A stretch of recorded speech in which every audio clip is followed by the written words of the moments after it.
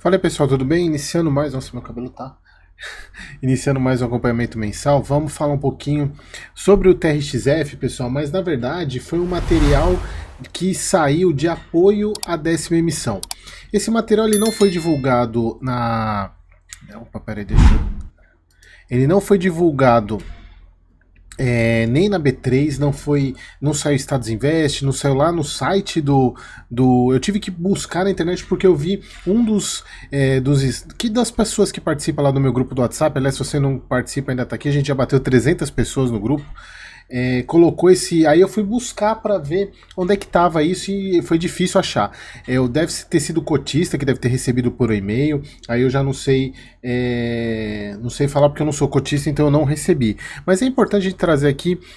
Obviamente a emissão está em curso, mas eu quero trazer um ponto para vocês. Eu não deixei de fazer, eu fiz o vídeo, acho que saiu lá perto do dia 10 sobre a emissão, falei sobre o preço, essas coisas. Então não deixei vocês na mão. Então vamos falar um pouquinho aqui sobre esse prospecto. Na verdade não é um prospecto, né? É um material de apoio que eles chamam. Então a emissão a apresentação da 10ª emissão, 250 milhões de cotas. Então é agora de março. Eles até colocam esse ponto aqui, que eles falam que esse presente material não foi auditado, então acho que é por isso que eles não colocaram na B3, né? Porque ele não tem nenhuma, digamos, alguma vista, né, mais profissional. É mais um material de apoio mesmo, então por isso que acho que eles nem podiam publicar isso. Então eles colocaram e mandaram somente para cotiza. Então, pessoal, olha só, como a gente falou lá no início, né, captação de 250 milhões com possibilidade de incremento de 100%, ou seja, eles podem captar até 500 milhões nessa emissão. O foco é investimento de novos imóveis locados para grandes empresas. A gente até falou já o pipeline dessa emissão. Vou falar um pouquinho mais sobre ela. Aqui a parte de diversificação da carteira, diminuição da alavancagem. Aqui é o ponto fundamental do que eu trouxe para vocês no vídeo, tanto da análise do relatório quanto da análise da emissão em si. Essa diminuição de alavancagem não é via pagamento de dívida, e sim aumento do portfólio, aumento do patrimônio, então acaba que a alavancagem reduz proporcionalmente, mas ela continua lá, tá? Ela continua o mesmo valor. Você não tá emitindo para reduzir o valor da alavancagem, sim proporcionalmente ao patrimônio, por isso que eles colocam aqui redução da alavancagem. Então aqui, pessoal, alguns pontos que eu acho interessante, né, que eles colocam estimativa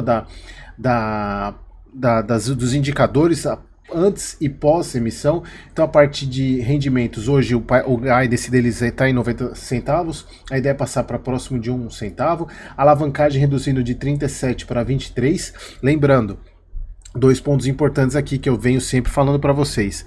Aqui é a alavancagem somente do TRXF, eles continuam sem incluir a alavancagem do TRXB. E aqui é a alavancagem com base no aumento do patrimônio e não com base em redução da dívida em si. Tá? Um ponto que eu achei que é muito importante, que inclusive esse foi um dos primeiros pontos que eu citei quando eu comecei a analisar o TRXF, que era a concentração no açaí. A gente tem uma... Quando você tem, por mais que a gente acredite que não vai falir, que não vai ter problema, mas você está muito dependente. Então você tem sempre que se preparar para o pior. E quando você tem uma concentração muito alta, acaba que o mercado ele precifica esse risco. Então acaba que ele paga... quando a gente precifica o risco, o valor da cota que a gente tem que pagar é menor do que em tese deveria ser se tivesse esse risco. Então vai reduzir de 45% para 28%.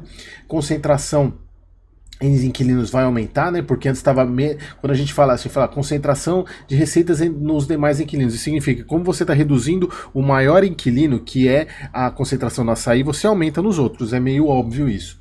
O número de inquilinos passa de 6 para 10, porque tem até a questão daquelas lojas da Leroy Merlin lá que a gente comentou, que eram os imóveis que o LZR ia comprar.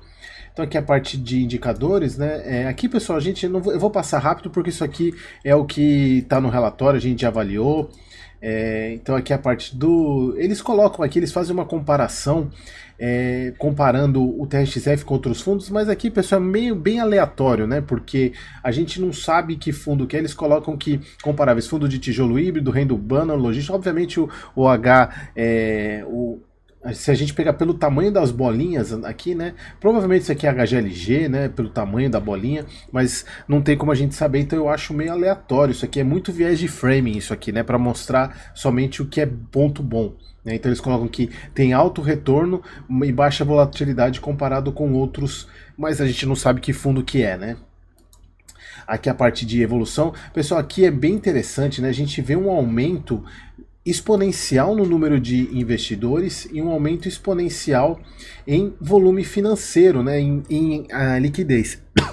E isso, pessoal, é porque o TRXF no último ano, principalmente no segundo semestre do ano passado, ele entrou em carteira recomendada de algumas casas e isso faz com que de fato ele aumente, né? Quando você tem carteira recomendada, ele aumenta, não que não seja um bom fundo. E eu sempre venho falando isso para vocês.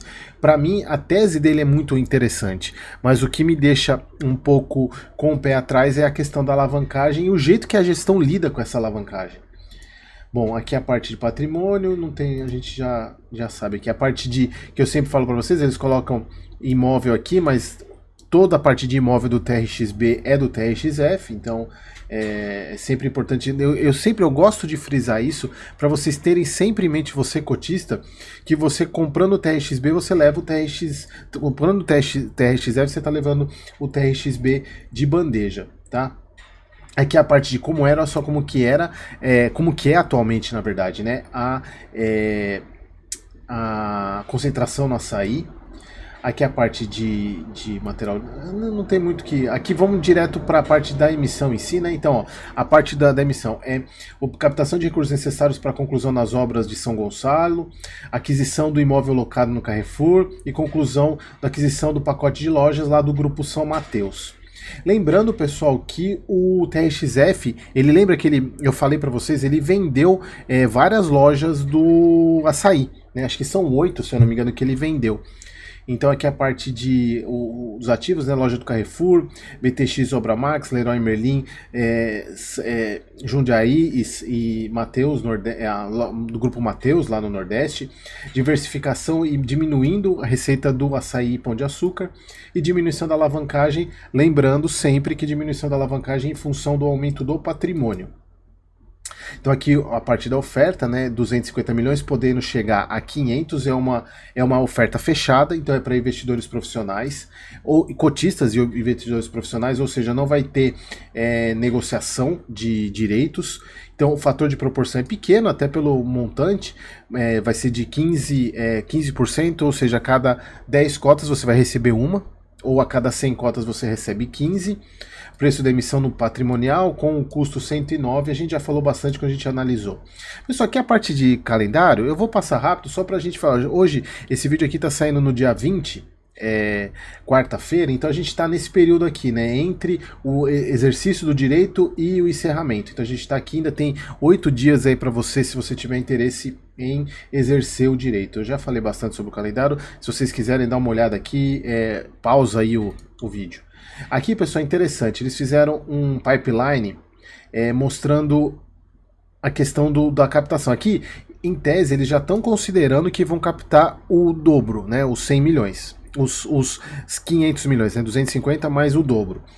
Então, se eles fizerem um pipeline adicional, porque assim, eles estão contando para comprar essas lojas do Carrefour, Abramax e o Grupo São Mateus, 420 milhões. E as lojas Decathlon, com o pipeline adicional, 566 milhões, e aí eles vão precisar, porque a emissão vai captar 500, né? Então tem 66 milhões a mais aqui, que a gente precisa ver de onde que eles vão tirar esses 66 milhões. Se vai ser das vendas, ou mais uma alavancagemzinha para o TRXF, não é... O que é mais uma alavancagemzinha para o TRXF, né?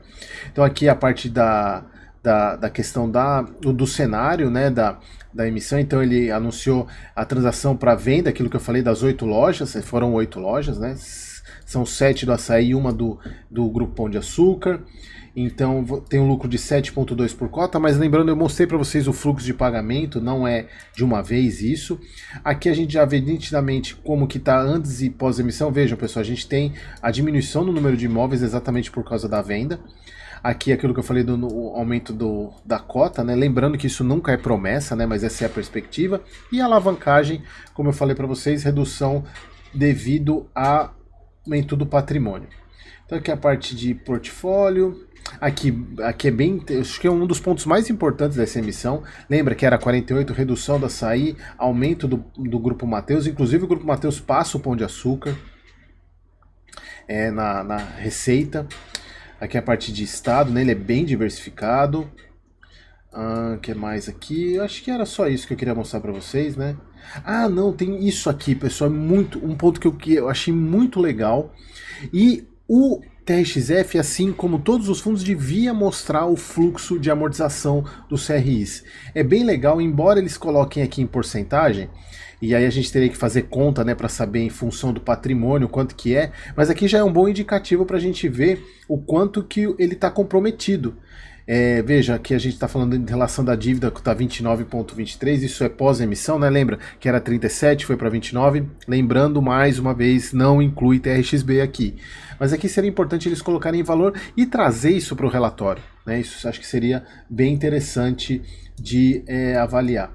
Bom, pessoal, era isso que eu queria trazer para vocês, mais um material de apoio aí, e se você é cotista do TRXF, deixe os comentários aqui embaixo, tá bom? Espero você no próximo vídeo.